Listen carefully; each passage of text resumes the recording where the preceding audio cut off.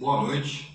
Pessoal, o modelo atômico de Dalton foi sem dúvida um grande avanço para a época. Porém, ele não explicava alguns comportamentos que a gente observava na matéria. Como, por exemplo, se eu esfregar essa caneta no cabelo e aproximar de uns pedacinhos de papel, eu vou perceber que os papéis vão grudar na caneta. Tinha alguma coisa acontecendo aqui, alguma natureza elétrica, que Dalton não falava nada em seu modelo atômico.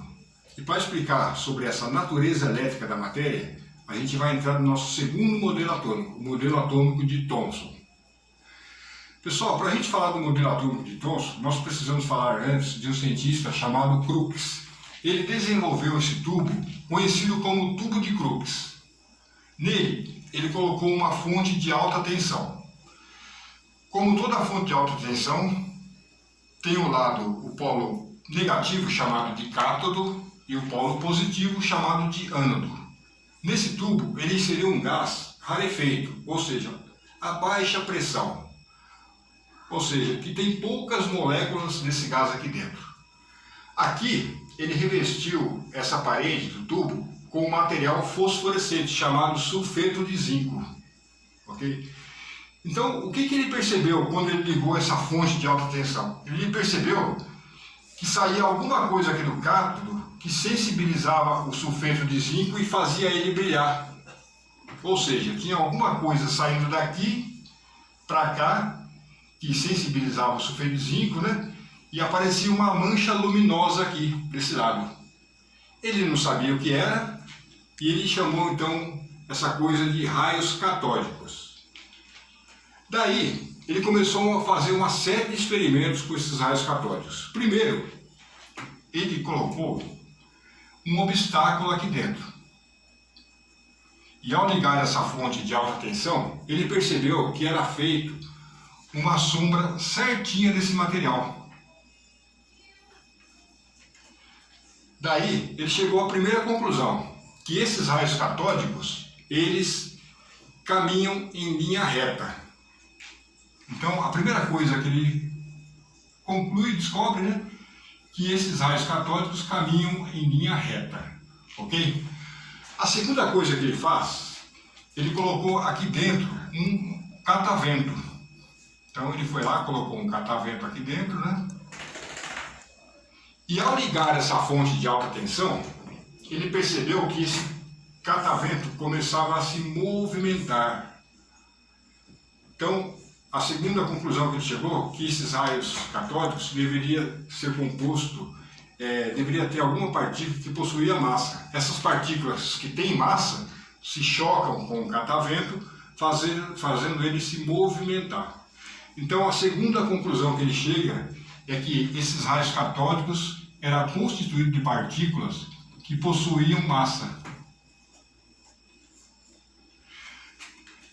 Pessoal, o terceiro experimento realizado por Crookes, ele colocou aqui um campo elétrico positivo e aqui um campo elétrico negativo. E quando ele ligou essa fonte de alta tensão, ele percebeu que os raios catódicos se direcionavam para o campo positivo. Era direcionado para o campo positivo. Então, ele chegou à conclusão que essas partículas que compõem os raios catódicos eram carregados por partículas que tinham carga negativa, porque estava sendo atraído pelo polo positivo. Como os opostos se atraem, ele concluiu que essas partículas que compõem os raios catódicos teriam carga elétrica negativa.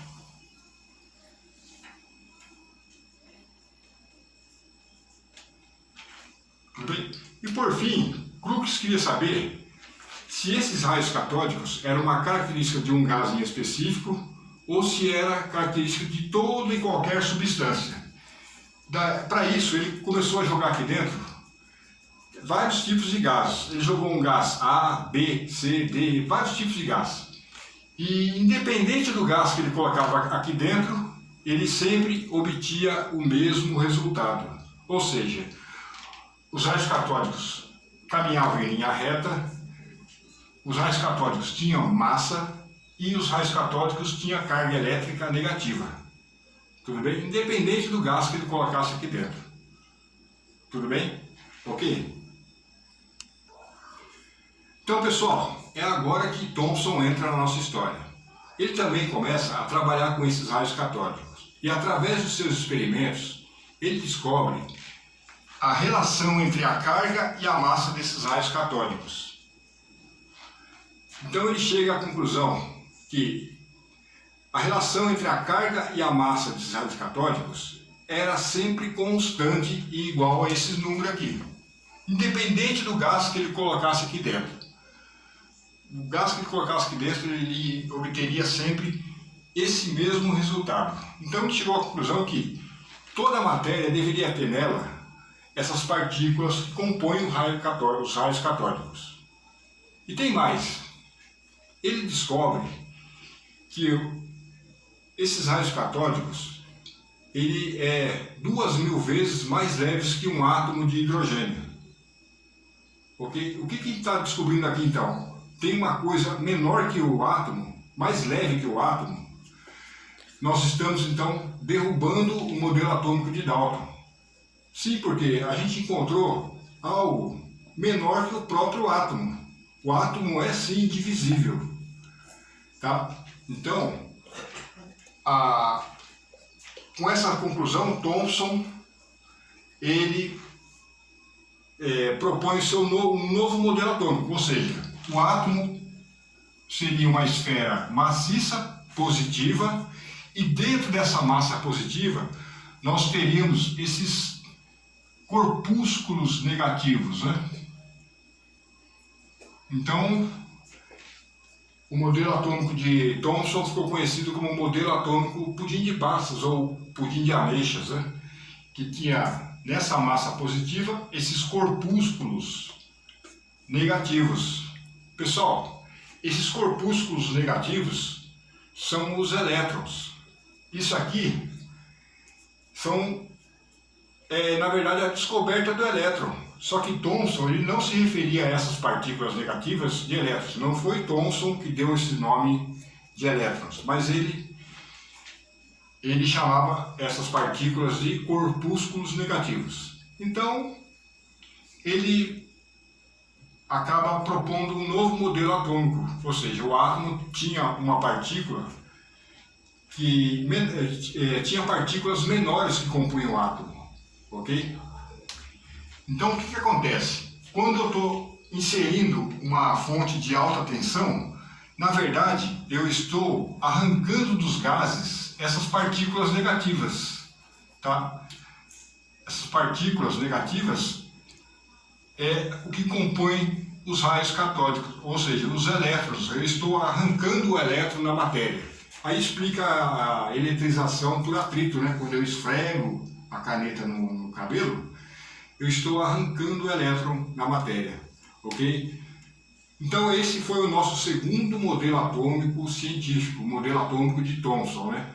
Ele diz que o átomo é sim divisível e o que a gente tem assim de predominante no modelo atômico de Thomson são a descoberta dos elétrons, né? O átomo tinha partículas subatômicas e seria aquela esfera positiva com os elétrons incrustados no meio dessa massa positiva, né? Então, esses elétrons que estão incrustados no átomo, eles neutralizam a carga positiva. Então aí explica que a matéria é neutra, né? Ela possui cargas elétricas, porém as cargas se anulam. A mesma quantidade de carga positiva terá também de carga negativa. Tudo bem?